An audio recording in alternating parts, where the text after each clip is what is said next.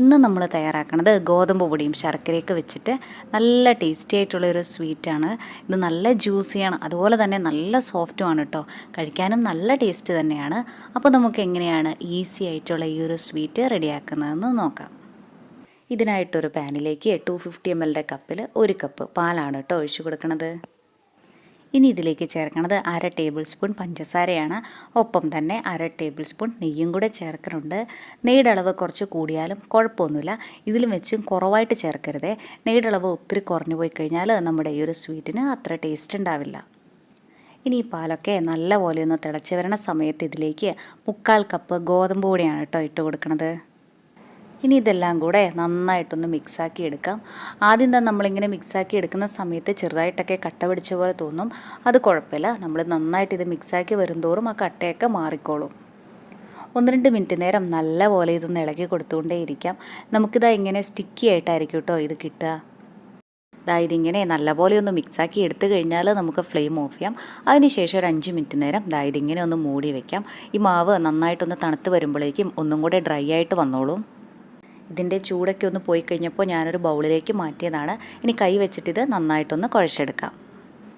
ഈ സമയം ഇതിലേക്ക് നെയ്യോ ഏലക്കാപ്പൊടിയോ പാൽപ്പൊടിയോ ഒക്കെ ചേർക്കാം. അതുകൂടെ ചേർത്ത് കഴിഞ്ഞാൽ നമ്മുടെ ഈ സ്വീറ്റിന് ഒന്നും കൂടെ നല്ല ടേസ്റ്റ് ഉണ്ടാവും.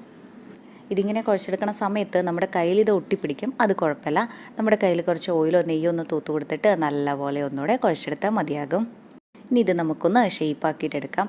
ഇങ്ങനെ ഷേപ്പാക്കി എടുക്കുമ്പോഴും നമ്മുടെ കയ്യിലൊക്കെ ഒട്ടിപ്പിടിക്കാനുള്ള ചാൻസ് ഉണ്ട്. അതുകൊണ്ട് കയ്യിലും കുറച്ച് ഓയിലോ നെയ്യോ തൂത്തിട്ട് വേണം കേട്ടോ ഇത് ഷേപ്പാക്കി എടുക്കാനായിട്ട്. നമുക്കിതിന് ഇഷ്ടമുള്ള ഷേപ്പ് കൊടുക്കാം. ഞാൻ ഈ ഒരു ഷേപ്പാണ് കേട്ടോ കൊടുക്കുന്നത്. ഇനി ഒരു സ്ക്യൂവറോ ടൂത്ത് പിക്കോ വെച്ചിട്ട് ഇതുപോലെ ലൈൻസ് കൂടെ ഒന്ന് ഇട്ട് കൊടുക്കാം. ഇങ്ങനെ ചെയ്യണമെന്നൊരു നിർബന്ധവും ഇല്ല കേട്ടോ, കാണാനായിട്ടൊരു ഭംഗിക്ക് വേണ്ടി ചെയ്യണമെന്നേ ഉള്ളൂ. എല്ലാം തന്നെ നമുക്ക് ഇതേപോലെ ഷേപ്പാക്കിയിട്ടെടുക്കാം. ഇതിനെ ഇവിടെ ഒന്ന് മാറ്റി വയ്ക്കാം. ഈ സമയം നമുക്ക് നമ്മുടെ ഈ ഒരു സ്വീറ്റിലേക്കുള്ള ശർക്കരപ്പാനി റെഡിയാക്കാനായിട്ടുണ്ട്. അതിനായിട്ടൊരു പാനിലേക്ക് 1/2 കപ്പ് പൊടിച്ച ശർക്കരയാണ് കേട്ടോ ഇട്ട് കൊടുക്കുന്നത്. കൂടെ തന്നെ 1 കപ്പ് വെള്ളം കൂടെ ഒഴിച്ചു കൊടുക്കാം. നമ്മുടെ ഈ ഒരു ശർക്കരപ്പാനിക്ക് നല്ലൊരു ഫ്ലേവർ കിട്ടാനായിട്ട് ഇതിലേക്ക് 1/2 ടീസ്പൂൺ ഏലക്കാപ്പൊടിയാണ് കേട്ടോ ചേർക്കണത്. നിങ്ങളുടെ കയ്യിൽ ഏലക്കയാണെങ്കിൽ 4 ഏലക്ക ചതച്ചത് ഈ സമയം ഇട്ട് കൊടുത്താൽ മതിയാകും. ഇനി ഇത് 2-3 മിനിറ്റ് നേരം നല്ലപോലെ ഒന്ന് തിളപ്പിക്കാം. അതിനുശേഷം ഫ്ലെയിം ഓഫ് ചെയ്തിട്ട് അരിച്ചിട്ട് നമുക്കിത് വേറൊരു പാത്രത്തിലേക്കൊന്ന് മാറ്റി വയ്ക്കാം.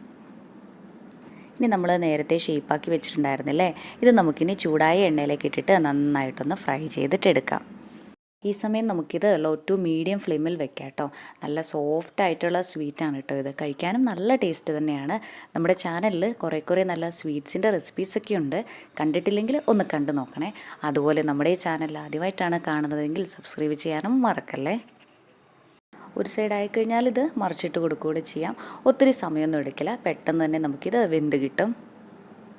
ഇതിൻ്റെ കളറൊക്കെ മാറിയിട്ട് ഗോൾഡൻ ബ്രൗൺ ഷെയ്ഡ് ആയിട്ടുണ്ട്. ഈ ഒരു പാകമായാൽ മതി. ഇത്രയും ആയിക്കഴിഞ്ഞാൽ നമുക്കിത് എണ്ണയിൽ നിന്ന് കോരി മാറ്റാം. എല്ലാം തന്നെ നമുക്ക് ഇതേപോലെ ഫ്രൈ ചെയ്തിട്ടെടുക്കാം. ഇനി നമ്മൾ നേരത്തെ റെഡിയാക്കി വെച്ചിട്ടുണ്ടായിരുന്ന ശർക്കരപ്പാനിയില്ലേ, അത് അരിച്ചിട്ട് വേറൊരു പാനിലേക്ക് ഒഴിച്ചു കൊടുക്കുന്നുണ്ട്. ഇതിനി നല്ലപോലെ ഒന്ന് തിളച്ച് വരട്ടെ. ഇങ്ങനെ തിളച്ച് വരുന്ന സമയത്ത് നമ്മളിപ്പോൾ റെഡിയാക്കി വെച്ചിട്ടുണ്ടായിരുന്ന ആ ഒരു ഗോതമ്പിൻ്റെ സ്നാക്സിലെ ഇതെല്ലാം തന്നെ ഇതിലേക്ക് ഇട്ട് കൊടുക്കാം. ഹൈ ഫ്ലെയിമിൽ തന്നെ ഇതൊന്ന് വെക്കാനായിട്ട് ശ്രദ്ധിക്കണേ. 2 മിനിറ്റ് തന്നെ മതിയാകും. അപ്പോഴേക്കും നമ്മുടെ ഈ ഗോതമ്പ് സ്നാക്സൊക്കെ ഈ ഒരു ശർക്കരപ്പാനിയൊക്കെ നന്നായിട്ട് അബ്സോർബ് ചെയ്തിട്ടുണ്ടാവും. 2 മിനിറ്റ് കഴിഞ്ഞാൽ നമുക്ക് ഫ്ലെയിം ഓഫ് ചെയ്യാം. എന്നിട്ടിത് 1/2 മണിക്കൂർ നേരം ഒന്ന് തണുക്കാനായിട്ടൊന്ന് മാറ്റി വയ്ക്കാം. ഞാനിത് തണുക്കാനായിട്ട് വെച്ചിട്ട് 1/2 മണിക്കൂർ കഴിഞ്ഞിട്ടുണ്ട്. കണ്ടോ, ഇതിപ്പോൾ നല്ല ജ്യൂസി ആയിട്ടും സോഫ്റ്റായിട്ടുമാണ് ഇരിക്കണത്. ഇത് വായിലിട്ടാൽ അലിഞ്ഞു പോണ തരത്തിലുള്ള സ്വീറ്റാണ് കേട്ടോ. അത്രയും സോഫ്റ്റാണ്. നമ്മുടെ ഈ ഒരു സ്വീറ്റിന് ഗോതമ്പിൻ്റെ ചെറിയൊരു ടേസ്റ്റ് മാത്രം ഉണ്ടാവും.